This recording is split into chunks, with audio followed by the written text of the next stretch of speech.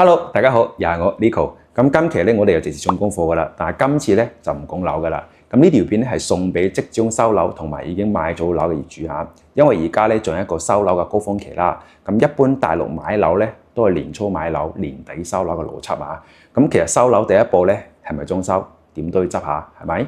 咁呢次咧就係直接踢爆啲裝修行業嘅黑料俾大家聽下啦。咁大家都知道啦，我唔係做裝修嘅，咁我只不過係一個係中意喺 YouTube 上邊爆料嘅地產佬。咁其實我呢幾年都為咗我自己手上啲物業去搞翻裝修嚇，我覺得真係一件唔係我想象中咁簡單嘅事嚇。咁同埋因為自己嘅物業裝修原因，我亦都係識咗唔少裝修行業嘅朋友。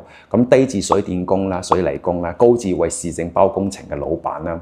前後後唔低30個，咁從中我亦都係受益匪淺咯。咁話是話咧，真係隔行而隔山啊！我以為地產嘅套路夠深㗎啦，原嚟佢哋都唔淺㗎。反正呢裝修行業一個套路啦，係絕對呃唔到我嘅。我多多少少我都知啲嘅。咁今期嘅內容咧，可能相對啲頻道嚟講咧，會比較敏感啲啊，可能會影響翻某啲人嘅利益啊。咁亦都唔緊要啦，我份人就係咁嘅。有啲嘢真係不吐不快。咁為咗接落嚟幫助更加多業主唔俾人收割，喺裝修過程中唔俾人通水耳啊！今日我就一於豁出去㗎啦。嗱，咁影片開始之前咧，大家可以點翻個 like share 出去，中意我嘅影片亦都可以點翻個鐘仔 follow 翻我啊！嗱，繼續講翻啦，我哋而家係市面上見到95%嘅裝修公司幫業主裝修咧，都係一間嘅啫。我有個香港嘅業主本人嘅親身經歷嚇，我喺呢度咧就大概為大家講下啦。佢舊年咧係中山收樓之後咧，即係買咗樓啦嚇，就收到啲人咧冒充開發商嘅物業公司打翻個電話俾業主嚟提供嘅裝修服務啊。咁其實咧就係發展商將業主嘅資料買翻俾自己人去打 call， 咁之後會從每一套嘅裝修入邊去抽血啊，抽係業主嘅血啊。咁可能好多人都唔知啦。咁呢種合作嘅利潤係好高嘅，每套佢從中可以抽10%到20%之間嘅回扣啊。即係話一套裝修20萬嘅情況下嚇，從中有2到4萬業主嘅血嚟嘅，我覺得夠黑。咁呢啲錢咧，其實可以為你間新屋置辦好多家私家電，係咪？咁都唔緊要啦，因為作為業主嚟講咧，都係信開發商先去買樓，係咪？咁到今年嘅年初，佢露台出現咗漏水情況，樓下嘅業主咧反饋上嚟，先知道原來係影響咗佢嘅生活啊！咁業主聯繫翻之前嘅裝修公司，始終係寥寥無果。咁最終亦都通過我嘅關係，係使到幾千蚊重新執翻個露台，先可以重新使用嘅啫。咁其實使錢係小事，使錢仲要操心先係大事。咁亦都係因為而家啲裝修公司嘅門檻其實好低嘅，你求其一個人租翻間鋪，請翻1-2個設計師就開得工㗎啦。咁而且成本係好低嘅。如果我有心從事裝修行業嘅話咧，我係每個買毛坯樓盤嚟3盤樓下開翻間裝修公司仲得，請人啊嘛，我又唔係我自己做，係咪？好啦，言歸正傳首先揭密一下用料品牌啦。咁一般大嘅裝修公司咧，佢大件嘢唔揀慳你嘅，細件嘢分分鐘慳到你阿媽都唔識嘅。譬如話5金件啦、水龍頭啦、電掣啦、插蘇啦、地漏啦，特別係地漏我就講下，大多數喺屋企都會用嗰啲潛水艇呢個牌子，係咪先？但係咧呢個牌子係最多人做假嘅。幾乎所有裝修公司都係以假亂真嘅啫，仲有嗰啲桶單4單好多都係假嘢嚟嘅，求其幾蚊一盞同你一裝，哇！之後收翻你幾廿蚊一盞，反正你都睇唔出。就算裝緊啲流嘢，你都話好靚啊，真係好靚，仲有3色調工。心諗你條水魚唔捉你捉邊個啊？係咪？反正你都唔知，甚至有啲仲離譜連瓷磚衛浴都同你用貼牌嘅，好多㗎。點解咧？利潤高咯，貼個牌子可以賣高3倍價錢喎，你又俾咗1樓嘅錢，3樓嘅貨喎，好多㗎。你唔信，你揾揾局內識裝修嘅朋友去問下啦。第二個咧就係全屋有好多係假嘢嚟㗎。你譬如話板材板牌造假，譬如話你選擇外格嘅品牌，實際上咧有啲野雞公司直接用其他牌子，甚至乎冇牌子有啲係環保標準係完全達唔到當初預定嘅標準啦。仲有呢啲產地造假，有啲公司同你講歐洲進口，實際上又唔係國內生產，你信唔信？你問下佢哋有冇海關即係報關嗰啲相關文件所以呢個每一個環節都係套路嚟嘅。咁喺呢度咧，我同大家講下點去辨別一啲板材啦。咁首先我哋要睇下佢上邊有冇防偽碼先。其次一啲合同入邊咧一定要明確咁體現出嚟，你買係咩板材，係歐沖板咧，仲係科樂板，還是多產品啊。咁板牌係咩嘢？環保等級係幾多？係 E0 級還是 ENF 級？咁有好多裝修公司買嘅時候同你講 ENF 級嘅板材，咁裝嘅時候咧係用 E0 級，你都唔知嘅。雖然都係環保級別嘅板材啊，但係價錢同檔次係唔同嘅。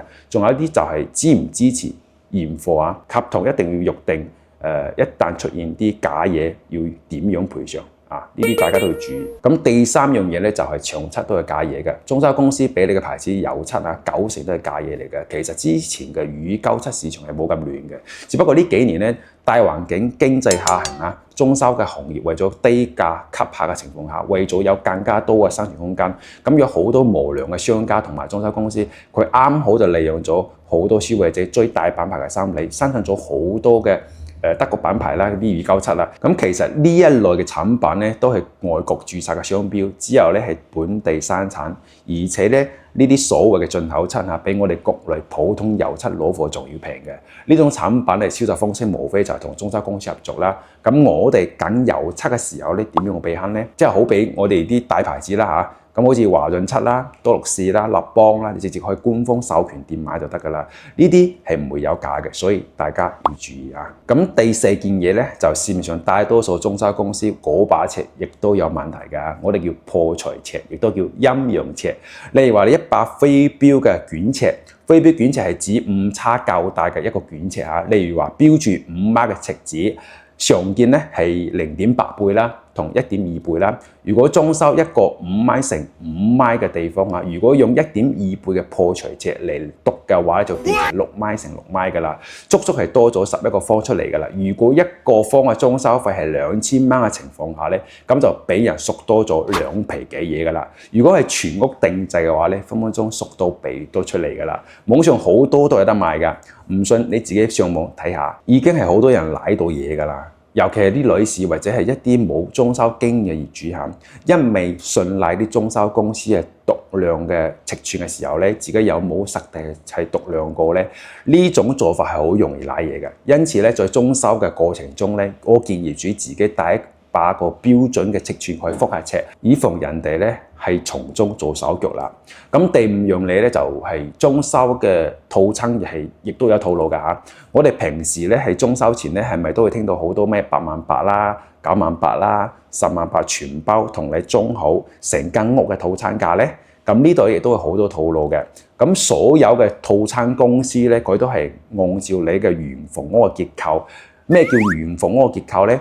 就係任何唔做拆改嘅情況下，你幫你做呢個套餐啊。咁打個比方講，你要拆牆咧，咁呢個叫個性化，係要收費㗎。同埋你吊頂亦都要另外計費嘅。有啲係慘白 free 都要另外計算嘅。但係呢啲咧你冇辦法嘅，該做你始終都要做嘅。到最後一屆咧，每個方差唔多去到2000蚊一方喎。咁呢個時候你打算，哇咁貴，可唔可以唔裝㗎？唉，唔好意思喎，頂硬退唔到喎。最後人哋俾啲甜頭你，最後你都係硬住頭皮，你都會上㗎啦。咁你以為到呢度就結束㗎啦？唔好開心住，等瓦工入場咧，就叫你係揀材料㗎啦。屆時咧，你就會發現咧，就得嗰幾款材料係套餐入邊揀㗎咋。之前俾你睇嗰啲咧，都係額外加錢嘅。到你揀完一圈落嚟，你之後咧，嗰啲瓷磚啊、門啊，通通都係加咗幾萬蚊上去嘅。遇一啲比較良心嘅裝修公司咧，可能佢第一輪揀材料就放過你㗎啦。但係如果係即係唔好彩嚇，遇到啲黑心嘅公司嘅情況下咧，佢哋工地上面都會加你錢嘅。譬如話啲水泥砂漿嘅程度唔夠，你仲要加，點會超咗你又要加錢？再以為你10萬蚊可以做到個裝修，人哋求其咁計下20萬就出咗嚟㗎啦。你仲要唔敢中途解約喎？如果唔係單單違約金，你都賠唔起啦。當初你講好嘅免費設計，呢個時候你張退單亦都係唔免費㗎啦。預付嘅進度款根本就唔夠你賠嘅嗱。以上嘅內容咧，唔代表我所有嘅裝修公司啊，亦都有個別係有良心嘅啊。咁啊呢個咧就希望大家可以遇到後者啦，喺買樓、收樓、裝修入住嘅過程中可以事事順利，真係做到收樓大吉。咁最後亦都係希望大家如果有屋想裝修嘅情況下，一定了解清楚，因為每一間公司嘅報價係一定唔一樣嘅。你多對比幾間，對比嘅價錢啊，俗話講咧，貨比三家唔蝕底，係咪？咁今期節目咧就到此為止啦。如果有任何想了解更加多嘅灣區生活，都可以隨時揾Nico諮詢啊。影片最後咧，大家可以喐下你嘅發財手，幫我Nico點返個 like 支持下，同埋訂閱下。我哋下期嘅節目更加精彩。不見不散，拜拜。